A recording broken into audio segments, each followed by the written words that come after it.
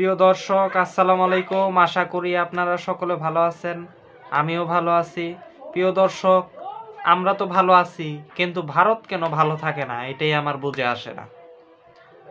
ভারত তো এতদিন আমরা জানতাম যে রাজনীতি, আমরা তো সচরাচর জানি যে ভারত আসলে নোংরা রাজনীতির কারণে ভালো থাকতে পারে না চাইলেও। কিন্তু এইবার ভারত তো বিদেশেও ভালো নাই, যুদ্ধ ছাড়াই ভালো নাই।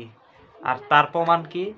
যুদ্ধ ছাড়াই ভারতের যুদ্ধ বিমান হল তেজাস, নিজের তৈরি করা যুদ্ধ বিমান হল তেজাস, প্রিয় দর্শক, দুবাইয়ের এয়ার শোতে বিধ্বস্ত হয়েছে। প্রিয় দর্শক, তার আগে একটু বলে নেই, প্রিয় দর্শক, আমাদের চ্যানেলটা ভালো লাগলে লাইক করেন, কমেন্ট করেন, শেয়ার করেন এবং আমাকে যদি ভালোবেসে থাকেন তাহলে চ্যানেলটা সাবস্ক্রাইব করবেন। আমার আলোচনা যদি ভালো লাগে তো সাবস্ক্রাইব করলে আমার চ্যানেলের একটু রিচ বাড়লে তাহলে বেশি লোকের কাছে পৌঁছে যায়। প্রিয় দর্শক, এই যে ভারতের যে ভালো না থাকা, এই যে হলতেজাজের যে দুর্ঘটনা, এই ঘটনা যুদ্ধ ছাড়া, এবং যুদ্ধ ছাড়া যে এই ঘটনাটা ঘটলো এর পরিপ্রেক্ষিতেই আজকের এই কথা, আমার আজকের এই আলোচনা। এবং আমি মূলত এই আলোচনায় আপনাদেরকে সাথে নিয়ে ভারতের যারা, তাদেরকে বলতে চাই যে এখন তো পাকিস্তান PL-15 মিসাইল দিয়ে তোমাদেরকে মারলো না, পাকিস্তানের সাথে তো এখন ডগ ফাইট হইল না। এখন কিন্তু দুবাইয়ের এয়ারবেসে এয়ার শোতে তোমাদের বিমান নিজে থেকেই বোম হয়ে গেল, মাটিতে পড়ে গেল, তাও নিজের তৈরি করা বিমান। আর তোমরা বাংলাদেশ দখল করার কথা বলো, বাংলাদেশ নাকি 1 মিনিটে দখল করবা, বাংলাদেশ সীমান্তে সেনাবাহিনী আনো, সার্জিক্যাল স্ট্রাইকের কথা বলো। আরে বেটা, ঘুড়ি উড়ানো শেখ আগে, তারপরে যুদ্ধ বিমান উড়াবি। আগে বেটা ঘুড়ি উড়ানো শেখ, ভারতীয়দেরকে বলি। এই ঘটনার পর মোদি আর অজিত দোভাল আর ওই রাজনাথ সিং কয় ইউনূস সাহেব যাতে সতর্ক হয়ে কথা বলে। আরে বেটা তোরা চুপ থাক, রাজনাথ সিংকে বলি সতর্ক হয়ে চলো। এইসব ভাঙ্গারি মাঙ্গারি নিয়ে তোমরা ওই যে সেনাবাহিনী 3 পাশে রাখছো রংপুরের, কি মনে করতেছো এতই সহজ? এখন এই যে হলতেজাজ যে হয়ে গেল গা, দুবাই এয়ার শোতে যে নিজে থেকেই ক্রাশ করলো, বিধ্বস্ত হইল, এত তো মনে হয় আচ্ছা মানলাম তোমরা এয়ার স্ট্রাইক করবা, সার্জিক্যাল স্ট্রাইক করবা, যাই করবা, তাই না? তো ভালো কথা। এই বিমান তো যমুনা নদীতে পইরা থাকবো। এই বিমান তোমরা তো এটা তোমাদের এই বিমান তো শুটডাউন ছাড়া এটা বিধ্বস্ত হইছে।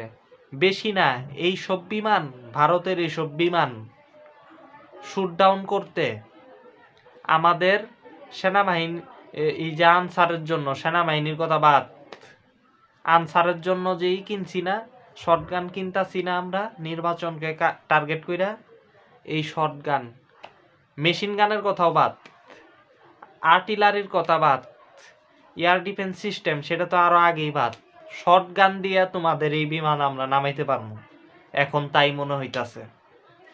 আর এই যে রাফাল, পাকিস্তানের সাথে যুদ্ধ কইরা রাফাল যে বিধ্বস্ত হইছিল না, এটা রাফালের দোষ না। আসলে আমি যেটা বুঝলাম, রাফালের দোষ না, দোষটা হচ্ছে ভারতীয় পাইলট এবং ভারতের মানুষের। কারণ এদের মগজের ভিতরে ওই জয় শ্রীরাম, তারপরে মন্দিরের জায়গায় মসজিদ বানানো, এইগুলি এদের মাথার ভিতরে ঘুরে। সেই হিসেবে এরা ভালো পাইলট তৈরি করতে পারবো না। বিপরীতে বাংলাদেশকে তো বলে অনেক কথা, এই শুভেন্দু অধিকারী ভোট পাওয়ার জন্য, পশ্চিমবঙ্গে রাজনীতি করার জন্য কথা অনেক বলে, কথা এরকম বলাই যায়। মিঠুন চক্রবর্তী ছবির ফাটাকেষ্ট, ওই ছবিতেই সীমাবদ্ধ। ফাটাকেষ্ট যদি ছবির বাইরে রিয়েলিটিতে হয় তাহলে ওই ফাটাই হইব, কেষ্ট হওয়ার আর সময় নাই, সময় পাওয়া যাইব না, এরকমটাই হইব। বাংলাদেশের বিপরীতে পাইলটরা অনেকটাই দক্ষ। সেদিন মাইলস্টোনের বিমানটা ভালো ছিল না এই জন্য, কিন্তু বাংলাদেশি পাইলট ইসরায়েল এক নামে চিনে, সাইফুল আজম সাহেব। ইসরায়েল জানে বাংলাদেশের পাইলটরা কেমন, বিপরীতে তোমাদের পাইলট দেখো কি অবস্থা, একটা বিমান উড়াইতে পারে না। এই জন্যই বলি আগে ঘুরে উড়ানো শেখ, তারপর সার্জিক্যাল স্ট্রাইক, এয়ার স্ট্রাইকের কথা বলবি বেটা। মিডিয়ার ভিতরে চিক্কুর পাড়া সহজ, মিডিয়ার ভিতরে লম্ফজম্প করো, ওই লম্ফজম্প ওই মিডিয়াতেই রাখো। বাংলাদেশে আক্রমণ করার চিন্তা ভাবনা তোমরা কইরো না, এত সহজ না। হ্যাঁ, এইগুলি এত সহজ না। এই যে মাইট তোমরা খাইলা, পাইলট একটা বিমান উড়াইতে পারে না, ছি, একটা বিমান তোমরা উড়াইতে পারো না। আর তোমরা কও আমরা বিশাল, পাকিস্তান কিছুই না, বাংলাদেশ কিছুই না, এতই সহজ? যুদ্ধ আগে আইসা দেখো বেটা, বেটা তোর যদি এতই সাহস থাকে তুই পারলে আয়, দেখি দেখি বেটা, আয় তুই। এর জন্যই জামাতের আমির তাহের সাথ সবাই প্রতিবাদ করছে। আরে বাংলাদেশি যেগুলি কিছু কিছু আছে খালি লাফায়, এগুলি প্রতিবাদ করে দেখি কিরে, কিন্তু আমি প্রতিবাদ করি নাই। আমি বলছি হ্যাঁ তাহের সাহেব ঠিকই বলছে, আসুক না। সুতরাং আমরা কেন আসুক বলি, এই যে ভারতের কেন তাহের সাহেব এই কথা বলছে আজকে বুঝতে পারলাম, যে কাগজে বাঘ, কাগজে বাঘ শুধু, এছাড়া আর কিছুই না, এটাই বাস্তবতা।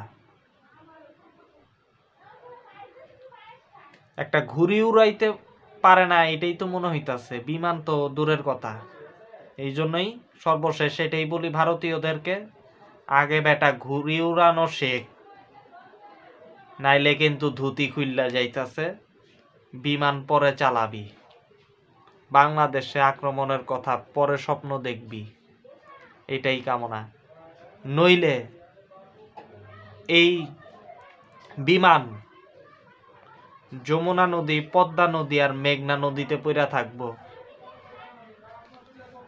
আনসারের শটগানের আঘাতে। ভারতীয়রা মাথায় রাখো।